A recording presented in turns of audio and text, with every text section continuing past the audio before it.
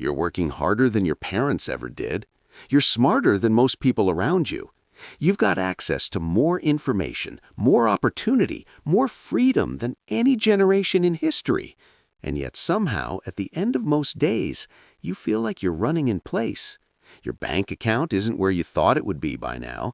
Your calendar is full, but your life feels empty. You're busy, but you're not building. You're grinding, but you're not growing. Here's the uncomfortable truth. Most people will spend the next 10 years exactly like they spent the last 10. Same income bracket, same stress levels, same excuses. They'll work 40, 50, 60 hours a week and still wonder why they can't get ahead. They'll blame the economy, their boss, their circumstances, but deep down, they know the real problem. They're not doing the things that actually matter. They're spending their days reacting instead of creating. They're pouring energy into things that disappear by sunset instead of things that compound over time. Right now, someone your age is waking up earlier than you. They're focusing harder than you. They're building something real while you're scrolling. And in 5 years, the gap between you and them won't be small. It'll be devastating. Not because they're smarter, not because they got lucky, but because they made different choices with the same 24 hours you have. This audiobook is not about motivation. It's not about hustle culture or toxic productivity. It's about 10 specific decisions that will either make you wealthy in time and money or leave you wondering what happened to your life. Every chapter puts money back in your pocket or time back in your day. Nothing theoretical, nothing fluffy, just the hard reset you've been avoiding. The next 60 minutes will either change your trajectory or you'll go back to being busy with nothing to show for it. Your call. Chapter 1. Claim your power hour before the world wakes up.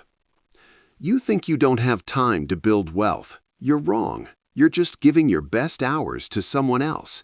Every single morning, you hand over your peak mental energy to emails, notifications, and other people's emergencies.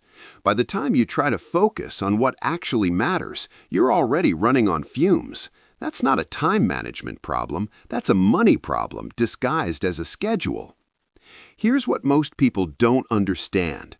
The first hour of your day is worth more than the last 5 combined. Your brain is sharpest, your willpower is full, distractions haven't buried you yet. This is when you should be working on the things that compound, the side business, the skill that increases your value, the project that could replace your income. But instead, you're scrolling through someone else's highlight reel or answering messages that could wait until noon. Let's talk about what one focused hour actually does for your bank account. If you spent 60 minutes every morning building a service people will pay for, that's 300 hours a year of pure creation. 300 hours is enough to launch a consulting offer, build a digital product, or master a high-income skill that doubles your rate. You don't need a decade to change your financial position. You need one protected hour, repeated daily, aimed at something that pays you while you sleep or increases what you're worth per hour. This isn't about waking up at 4 in the morning to prove something. It's about claiming 1 hour before your phone owns you, before your job owns you, before everyone else's agenda owns you. That might mean 5 a.m. or it might mean 6:30. The exact time doesn't matter. What matters is that it's yours, it's early, and it's non-negotiable. Most people will read this and do nothing. They'll say they're not morning people. They'll say they need sleep, and they'll stay broke while making excuses. But the ones who protect this hour, they're the ones who quit their jobs on their own terms. They're the ones who stop trading time for money and start building systems that work without them.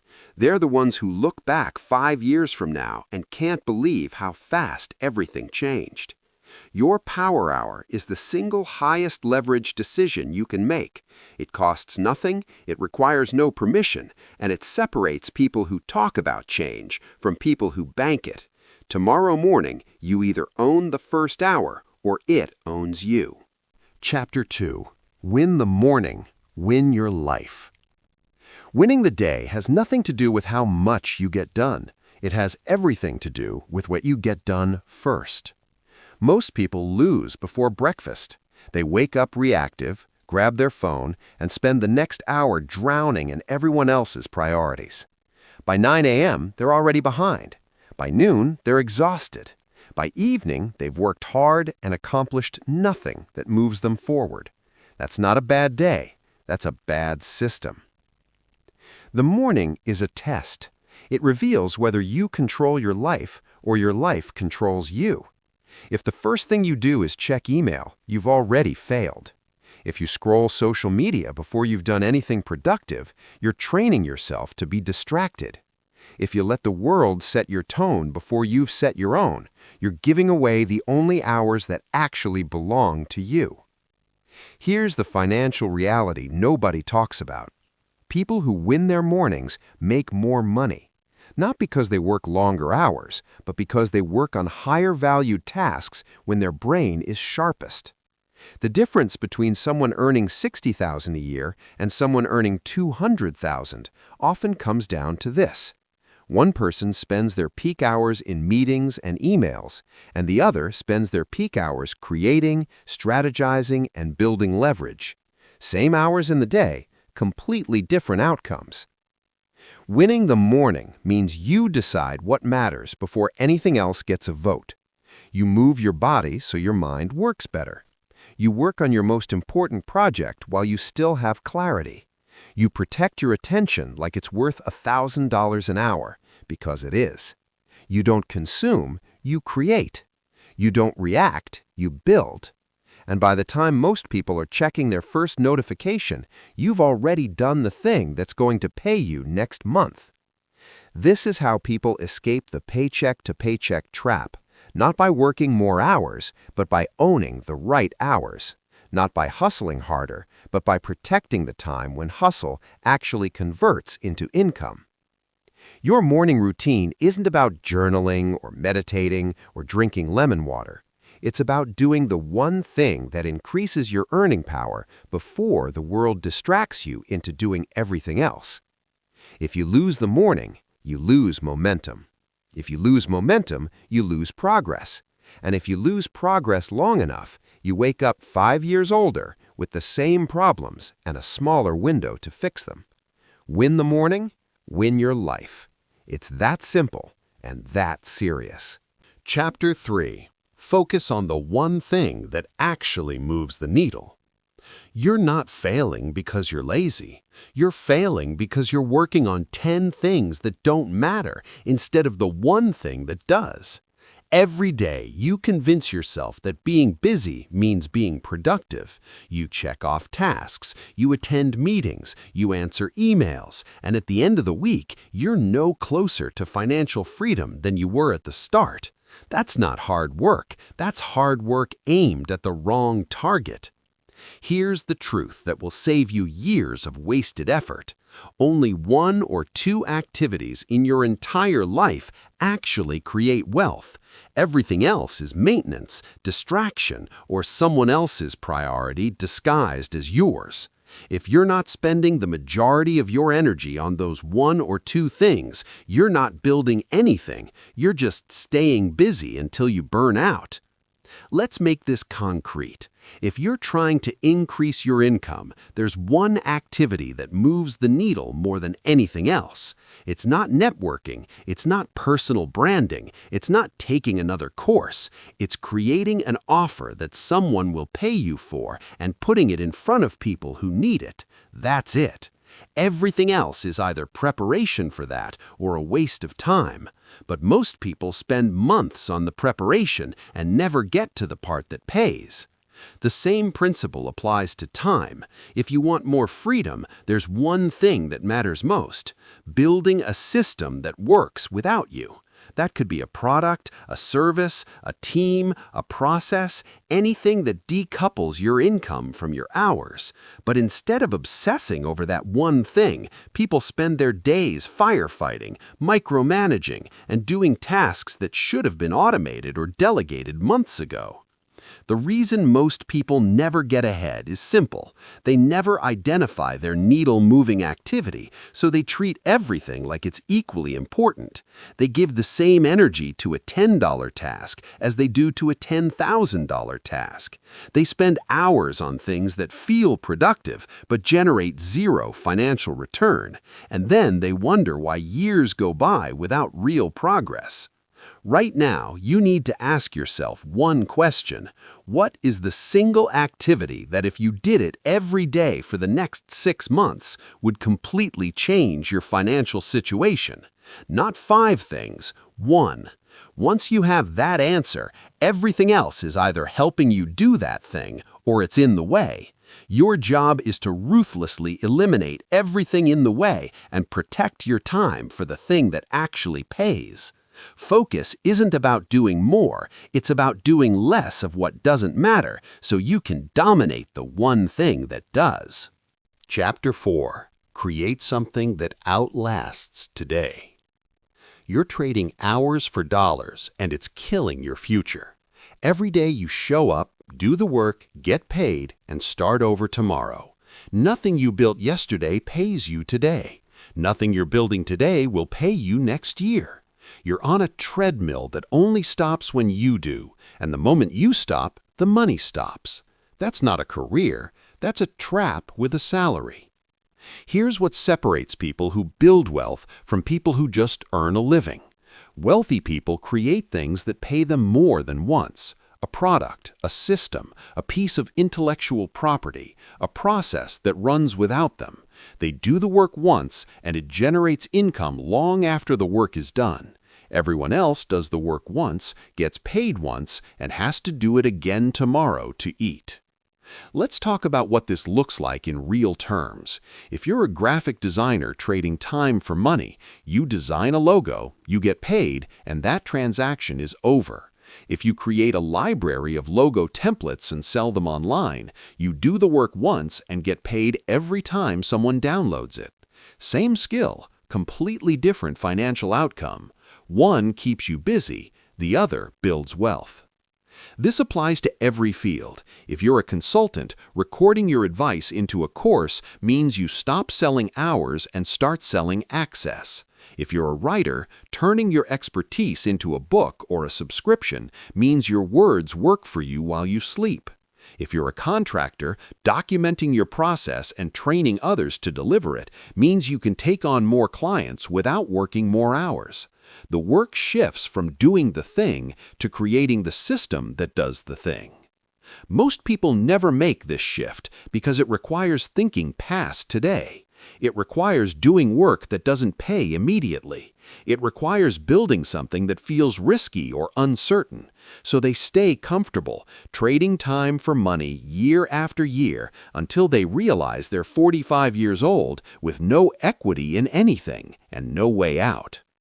Creating something that outlasts today is how you buy your time back. It's how you stop being dependent on showing up to get paid. It's how you turn your effort into an asset instead of just another day's work.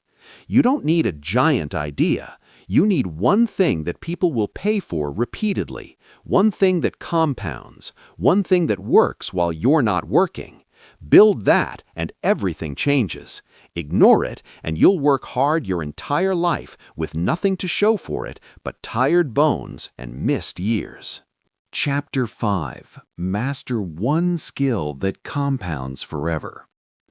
You don't need more skills. You need one skill so sharp that people have no choice but to pay you what you're worth. The world doesn't reward people who know a little about everything. It rewards people who know more about one thing than almost anyone else. And right now, you're probably spreading yourself too thin, learning surface-level skills that make you slightly better at being average. Here's the difference between a $50,000 a year person and a $200,000 a year person. It's not that one works 4 times harder. It's that one has a skill the market values 4 times more. They've gone deep on something that solves expensive problems. They've mastered a craft that creates measurable results. And because of that, they don't compete on price. They compete on outcomes. They're not one of 1,000 options. They're one of 10. The skill you choose to master determines your ceiling. If you master something anyone can learn in a weekend, you'll always be replaceable. If you master something that takes years to develop and creates real value, you become irreplaceable. The question isn't what you're interested in. The question is what skill, if you became exceptional at it, would let you name your price. Let's be specific. Copywriting that drives revenue, sales that close high-ticket deals, coding that builds products people use, financial analysis that saves companies millions, negotiation that wins contracts. These are skills that compound. The better you get, the more you're worth per hour. And the more you're worth per hour, the fewer hours you have to work to live the life you want. Most people never commit to mastery because it's uncomfortable. It requires saying no to shiny objects. It requires doing the same thing over and over while everyone else is chasing trends. It requires years of being decent before you become dangerous. But that's exactly why it works. The barrier to entry is high, so most people quit. And the ones who stay, they get paid like they stayed. You don't build wealth by being okay at 12 things. You build wealth by being world-class at one thing and leveraging that into everything else. Pick the skill, go deep, get so good they can't ignore you, and then watch how fast your income changes when you're no longer competing with people who barely know what they're doing. Mastery isn't optional if you want freedom. It's the only path that doesn't require you to work until you're 70. Chapter 6. Move your body, upgrade your mind. You think you don't have time to exercise. You're wrong. You don't have time not to. Every hour you skip movement is an hour you're operating at half capacity. Your focus is weaker. Your energy crashes by 2 p.m. Your decision-making is slower, and slower decisions cost you money. A foggy mind doesn't close deals. It doesn't solve problems. It doesn't create anything worth paying for. It just survives the day and calls it productivity. Here's what most people miss. Physical fitness isn't about looking good. It's about earning more and working less. When your body is strong, your mind is sharper. You think faster. You recover quicker. You handle stress without falling apart. You show up to high-stakes moments with clarity instead of exhaustion. And in a world where everyone is tired and distracted, clarity is a competitive advantage that prints money. Let's talk about the math. 30 minutes of movement in the morning gives you 4 extra hours of high-quality cognitive performance throughout the day. That's not motivation talk. That's biology. Blood flow to your brain increases, cortisol drops, focus improves. You're not just feeling better, you're literally more capable of doing the work that pays. If you're skipping that 30 minutes to sleep in or start emails earlier, you're trading a small investment for a massive loss in output. The people making real money aren't working longer hours, they're working sharper hours. And they're sharp because they treat their body like the tool it is. They're not running marathons or spending 2 hours in the gym. They're moving enough to keep their system optimized. A workout, a walk, something that gets the heart rate up and clears the mental clutter. It's not optional, it's infrastructure. Most people will ignore this because it doesn't feel like it's connected to income. They'll keep sitting for 12 hours a day, wondering why they can't focus, why they're always tired, why their best ideas dried up, and they'll never connect the dots. Meanwhile, someone else is running circles around them, not because they're smarter, but because their brain actually works when they need it to. Your body is the engine. If the engine's broken, nothing else matters. You can have the best strategy, the best opportunity, the best offer in the world, but if you're too tired to execute, too foggy to think, too slow to act, You lose. Move your body, upgrade your mind, and watch how fast everything else gets easier when you're finally operating at full capacity. Chapter 7. Get real with yourself. No BS allowed. You're lying to yourself, and it's costing you everything. You say you want financial freedom, but you're not doing the things that create it. You say you want more time, but you're wasting hours on things that don't matter. You say you're working hard, but you're working hard on the wrong things. And deep down, you know it. You've known it for months, maybe years, but you keep lying because the truth is uncomfortable, and comfort is killing you slowly. Here's the reality check nobody wants to hear. You're not unlucky. You're not a victim of circumstances. You're exactly where your daily decisions have put you. If you're broke, it's because you're spending time on things that don't generate income. If you're tired, it's because you're saying yes to things that drain you and no to things that fuel you. If you're stuck, it's because you're avoiding the hard conversation you need to have with yourself about what's actually holding you back. Most people will spend their entire lives blaming external factors, the economy, their job, their family situation. And sure, some of that matters, but the brutal truth is this: plenty of people in worse situations are building wealth right now. They're not smarter than you, they're just more honest with themselves. They looked at their calendar and admitted that half of it was waste. They looked at their bank account and admitted they were spending money to feel better instead of investing it to get better. They stopped pretending and started fixing. Getting real with yourself means asking questions that hurt. Why am I still at a job I hate? Because you're scared to build something on your own. Why am I not further along by now? Because you've been dabbling instead of committing. Why do I keep starting things and not finishing them? Because you're addicted to the idea of change, but terrified of the work it requires. These aren't fun questions, but if you don't answer them, nothing changes.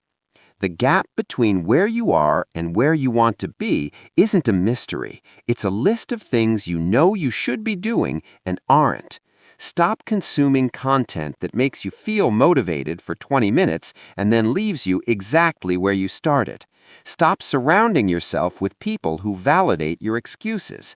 Stop waiting for perfect conditions that will never come. Get real. Get ruthless, and get to work on the things you've been avoiding because they're hard. You don't need another strategy. You need to execute the one you already know works.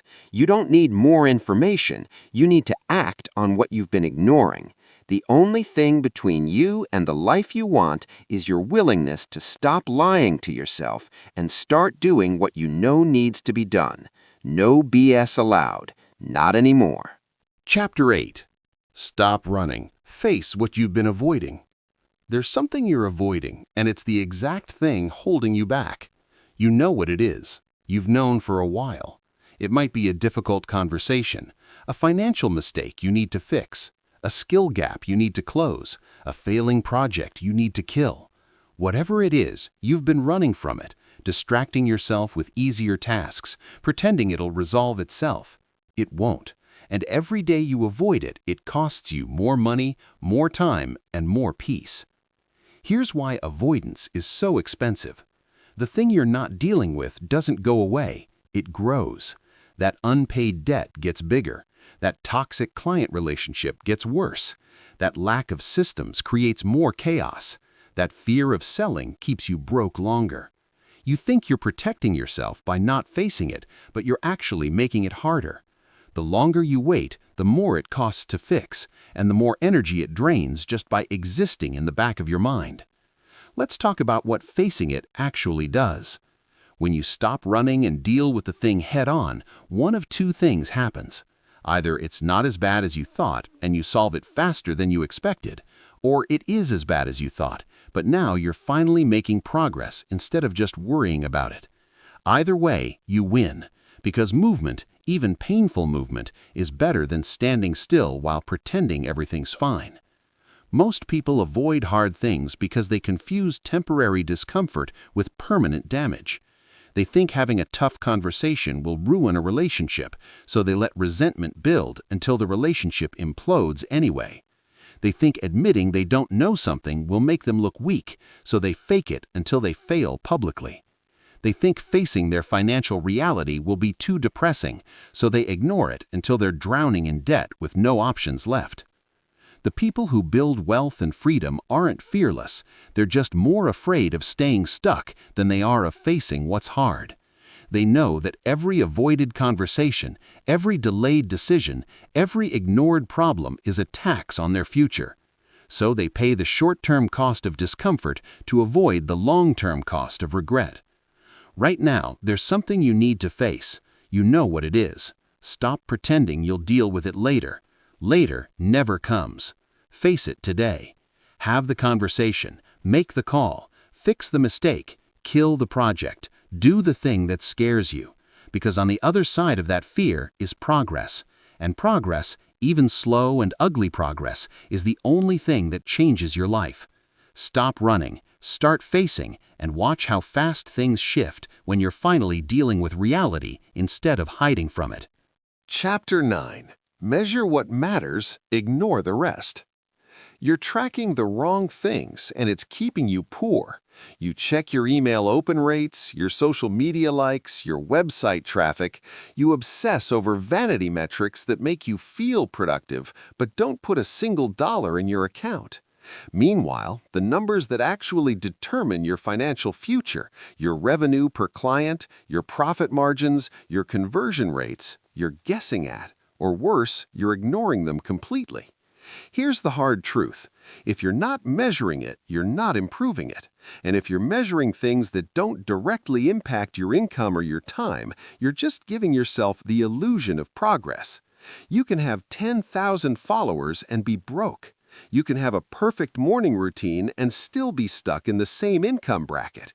You can be busy every single day and have nothing to show for it because you're optimizing for the wrong outcomes.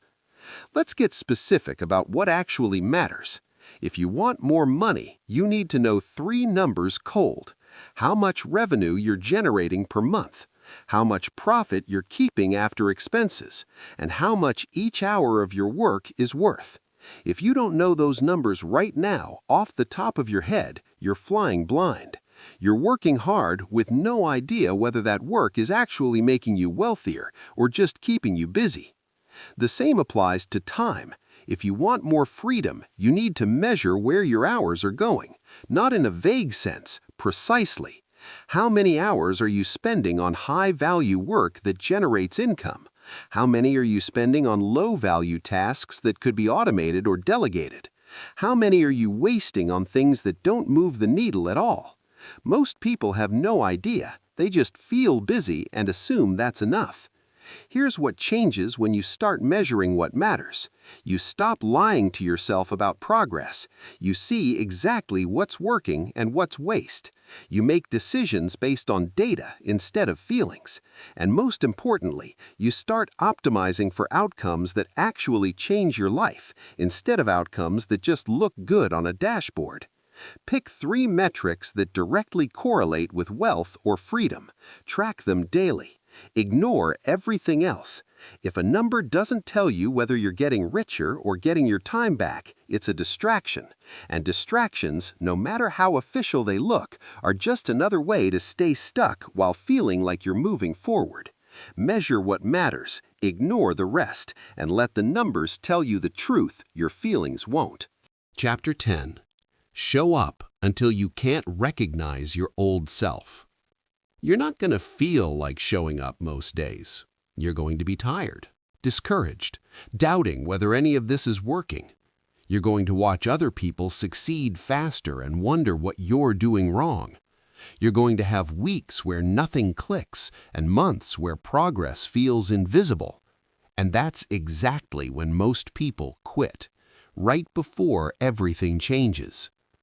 Here's the difference between people who transform their lives and people who stay stuck. It's not talent. It's not luck. It's showing up when it doesn't feel worth it. It's doing the work on the days when the work feels pointless. It's stacking one unremarkable day on top of another until those days add up to something you didn't think was possible. Consistency isn't glamorous, but it's the only thing that compounds. Let's talk about what showing up actually creates. Every day you execute your needle-moving activity, you're building. Some days you build a lot, some days you build a little, but you're building. And 6 months from now, when you look back, you won't remember the individual days. You'll just see the distance. You'll see the skill you've mastered, the income you've increased, the system you've built, the person you've become. None of that happens from one heroic effort. It happens from 100 boring ones. Most people overestimate what they can do in a week and underestimate what they can do in a year. They want the transformation now. They want the payoff immediately. And when it doesn't come fast, they convince themselves it's not working. So they stop. They switch strategies. They chase the next shiny thing. And they stay in the same place, just with a different excuse. The people who win don't have a secret. They just refuse to quit before the compound effect kicks in. They show up on the hard days. They show up on the boring days. They show up when nobody's watching and nothing's changing. And then one day, everything's different. The income jumps. The opportunities multiply. The freedom arrives. Not because of one decision, but because of 1,000 small ones that added up while nobody was paying attention. Right now, you're building a version of yourself that doesn't exist yet. You can't see her, you can't feel him, but every time you show up, you're one rep closer. Every focused hour, every hard conversation, every time you choose the needle-moving work over the distraction. You're becoming someone your current self wouldn't recognize. Someone who doesn't trade time for money. Someone who doesn't make excuses. Someone who built a life instead of just surviving one. Show up today. Show up tomorrow. Show up until the person staring back at you in the mirror is unrecognizable. That's when you know it worked. That's when the income, the time, the freedom, the life you've been chasing stops being a goal and starts being your reality. Don't stop now. You're closer than you think. Chapter 11. Stop waiting for someone to tell you it's okay to start. A boss to promote you. A client to validate you. A perfect moment to give you permission. And while you're waiting, someone else with half your talent and twice your courage is building the exact thing you've been thinking about for months. They didn't wait for permission. They didn't wait for perfect conditions. They just started. And now they're 6 months ahead of you. Here's the truth nobody wants to accept. Permission isn't coming. The world doesn't care if you're ready. Your employer isn't going to tap you on the shoulder and say it's time to start your business. Your bank account isn't going to magically fill up because you've been a good person who works hard. The opportunities you're waiting for, they're being taken by people who decided they didn't need to wait. Let's talk about what waiting actually costs you. Every month you delay starting that side project is a month of potential income you'll never get back. Every year you spend hoping your career will take off on its own is a year you could have been building equity in something you own. Every moment you spend seeking validation from people who have no stake in your success is a moment you're not investing in yourself. The cost of waiting isn't just time, it's compounding opportunity that disappears forever. Most people wait because they think they need more credentials, more experience, more proof that they're qualified. But here's what the market actually cares about. Can you solve a problem someone will pay to fix? That's it. Nobody checks your resume when you're selling a solution that works. Nobody asks for permission slips when you're delivering results. They just want to know if you can help them, and if you can, they'll pay you. Everything else is noise you're using as an excuse to stay safe. The people who escape the income ceiling aren't more qualified than you. They just stopped asking if they were allowed to try. They built the offer. They made the pitch. They launched the thing before it was perfect. And yes, some of it failed, But some of it worked, and the part that worked became their freedom. Meanwhile, the people still waiting for permission are still stuck, still underpaid, still hoping someone else will change their life for them. You don't need another certification. You don't need a bigger network. You don't need perfect timing. You need to stop waiting and start building. The moment you decide you're allowed to try is the moment everything shifts. Stop asking for permission to create your future. Nobody's going to give it to you. Take it, build it, own it, and let the results be your validation. Chapter 12. Kill what's killing you, even if you built it. There's something in your life that's draining you, and you're keeping it alive because you're afraid to let it go. Maybe it's a client who pays but makes you miserable. Maybe it's a project you started 2 years ago that never took off. Maybe it's a commitment you made when you were a different person with different goals. Whatever it is, it's bleeding your time, your energy, and your focus. And you know it. You've known it for a while, but you keep feeding it because killing it feels like failure. Here's what most people don't understand. Letting go of what's not working isn't quitting, it's strategy. Every hour you spend on something that doesn't move you forward is an hour you're not spending on something that could. Every dollar you pour into a dying project is a dollar that could have gone into the thing that actually has potential. You're not being loyal by holding on, you're being stubborn. And stubbornness dressed up as commitment is just another way to stay stuck. Let's be specific about what this looks like financially. That client who pays you but demands constant revisions, last-minute changes, and emotional labor, they're costing you more than they're worth.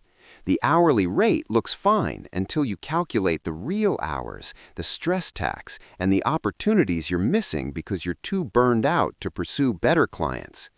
That side business you've been trying to save for 3 years, if it's not profitable by now, it's not a business, it's an expensive hobby that's keeping you from starting something that might actually work.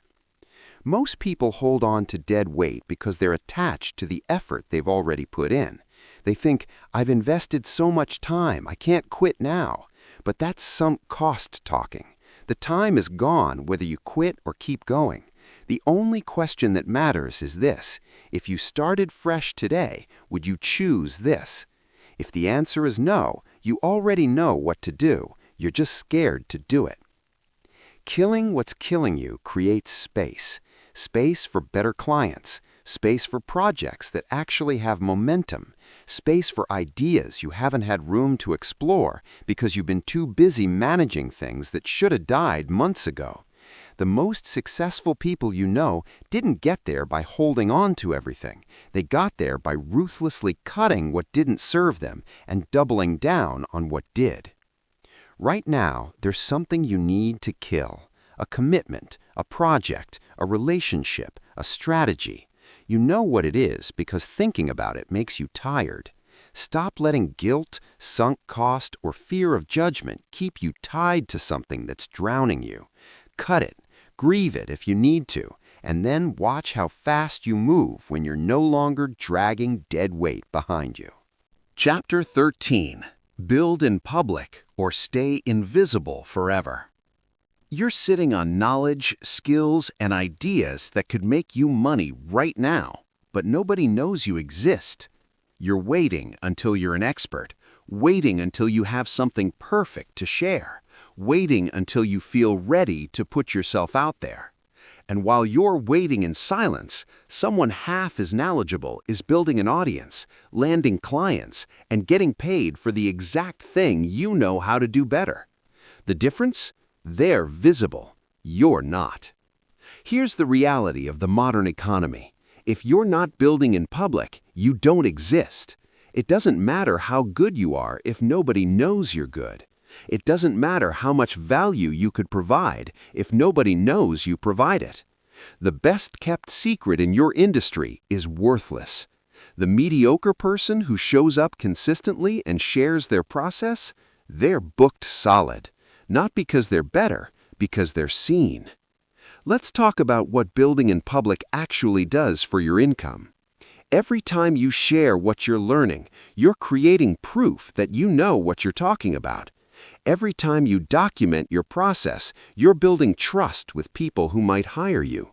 Every time you help someone publicly, you're marketing yourself without feeling like you're selling. And all of that compounds. 6 months of showing up and sharing your work creates more opportunities than 6 years of silent expertise ever will. Most people don't build in public because they're terrified of judgment. They think they need to be the best before they're allowed to teach. They think sharing before they're perfect makes them a fraud. But here's the truth. People don't follow experts. They follow people who are one step ahead and willing to show the path. Your beginner's perspective is more relatable and more valuable than the guru who forgot what it's like to struggle. Share where you are. Share what you're learning. Share the mistakes. That's what connects. That's what converts. The opportunities you're chasing in private, clients, partnerships, income, they come to people who are easy to find. And you're not easy to find if you're invisible. You can't network your way into every room. You can't cold email your way into every deal. But you can create content that works for you while you sleep. You can build a body of work that shows people exactly what you're capable of without ever having to convince them. Stop hiding behind "I'm not ready yet." Start sharing what you know. Start documenting what you're building. Start helping people publicly instead of waiting for the perfect moment to launch. The perfect moment doesn't exist, but the people who could pay you, they exist right now, and they're looking for someone like you. They just can't find you because you're invisible. Build in public, get visible, and watch how fast the work finds you when you stop hiding. Chapter 14. Treat your energy like it's worth more than your time. You're managing your time, but you're ignoring your energy. You schedule every hour, block your calendar, optimize your routines, and then you spend half the day operating at 20% capacity because you're mentally drained, emotionally exhausted, or physically running on fumes. You protected the time, but you didn't protect the fuel. And time without energy is just expensive exhaustion. Here's what nobody tells you about productivity. Hours don't matter if you're too tired to think clearly. You can work 12 hours and produce less value than someone who worked 3 sharp, focused hours with full energy. The person making real money isn't grinding longer. They're showing up stronger. They're protecting their energy like it's their most valuable asset, because it is. Let's talk about what energy management actually does for your bank account. High-energy hours close deals. Low-energy hours send mediocre emails and make slow decisions. High-energy hours create work that stands out. Low-energy hours produce work that's good enough to not get fired, but not good enough to get promoted. If you're spending your peak energy on low-value tasks and trying to do high-value work when you're already running on empty, you're leaving tens of thousands of dollars on the table every year. Most people burn out because they treat energy like it's infinite. They say yes to everything, drag themselves through meetings that don't matter, and wonder why they have nothing left for the work that actually pays. They skip meals, ignore rest, and push through exhaustion like it's a badge of honor. And then they crash, hard. And crashing doesn't just cost you a day. It costs you weeks of momentum, opportunities you missed because you weren't sharp enough to see them, and income you didn't earn because you were too tired to execute. The people who sustain high performance long enough to build real wealth aren't superhuman. They're just ruthless about protecting their energy. They say no to things that drain them. They delegate tasks that don't require their best thinking. They build recovery into their schedule the same way they build work. They eat like their brain depends on it, because it does. They sleep like their income depends on it, because it does. And they never, ever spend peak energy on low-value tasks. Right now, you need to audit where your energy is going. What's draining you that doesn't need to? What low-value tasks are you doing during your sharpest hours? What high-value work are you trying to do when you're already running on empty? Rearrange it. Protect your energy like it's more valuable than your time. Because hours are renewable, energy isn't. And the difference between wealth and burnout is knowing which one to guard. Chapter 15. Own the outcome. Ignore the noise. You're letting other people's opinions dictate your decisions, and it's costing you everything. You had an idea that could have worked, but someone said it wouldn't, so you didn't try. You started building something, but the critics showed up, so you slowed down. You made a move, got some feedback that stung, and now you're second-guessing the whole thing. Meanwhile, the outcome you actually want is getting further away because you're optimizing for approval instead of results. Here's the hard truth. The people giving you opinions aren't living with the consequences of your choices. You are. They get to critique from the sidelines, while you're the one who has to pay your bills, live with your regrets, and deal with the fallout of playing it safe. Their advice costs them nothing, but following it might cost you everything. Let's talk about what focusing on outcomes instead of opinions actually does. When you own the outcome, you stop asking everyone what they think and start asking what actually works. You stop defending your plan and start testing it. You stop caring whether people understand your vision and start caring whether your vision produces results. And that shift changes everything. Because results don't lie, opinions do. Most people never build anything meaningful because they're too busy managing perception. They want everyone to agree before they move. They want validation before they risk. They want applause before they've done anything worth applauding. So they stall, they tweak, they overplan. And while they're collecting opinions, someone else is collecting revenue. Someone else is failing fast, learning faster, and adjusting based on real feedback from the market instead of hypothetical feedback from people who've never done what they're trying to do. The noise will always be there. The doubters, the critics, the people who think they know better, the ones who'll tell you it's too risky, too hard, too late, too saturated. And if you listen to all of them, you'll never move. You'll spend your life building a plan that makes everyone comfortable and produces nothing. Or you can own the outcome. Decide what you actually want. Build toward it. Ignore everything that isn't feedback from the market or data that helps you improve. You don't need everyone to believe in you. You need to believe in you enough to try, fail, adjust, and try again until it works. Own the outcome. Tune out the noise and let your results be the only opinion that matters. Because 5 years from now, the critics will still be talking, and you'll either be winning or wishing you'd ignored them sooner.